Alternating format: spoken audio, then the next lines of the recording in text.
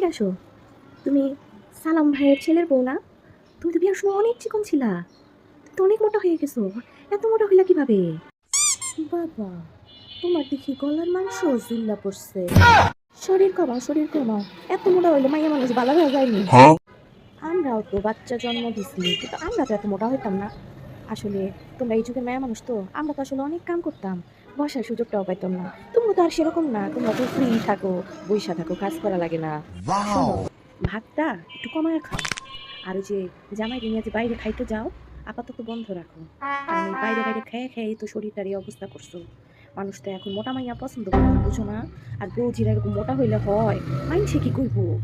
এই যে দেখো, আমগরেই দেখো, এত কাম করছি শ্বশুর বাড়ি গিয়া, কিন্তু এখনো শরীরটা কি আছে বলো? একটু বাড়তি মাংস নাই শরীরে। আর তোমরা তো এখনকার যুগের মেয়ে মানুষ কাজই করতে চাও না, শরীরে বাড়তি মাংস দিয়া বইরা গেছে গা। পালাই তো তুমি বই হইব। আচ্ছা গেলাম আমি, তো তুমি কিন্তু শরীরটা কমায়ো। আসি। Wait a minute. ভাবি, কালকে আপনার ছেলের বউরে দেখলাম। আপনার ছেলের বউ তো ভালো মোটা হয়েছে। এত মোটা হইলো কেমনে? শরীর কমাইতে বলেন, নাইলে কিন্তু ভালো দেখা যাবে না। ছেলের সাথে পাশে দাঁড়াইলে মাইছে কি বলে?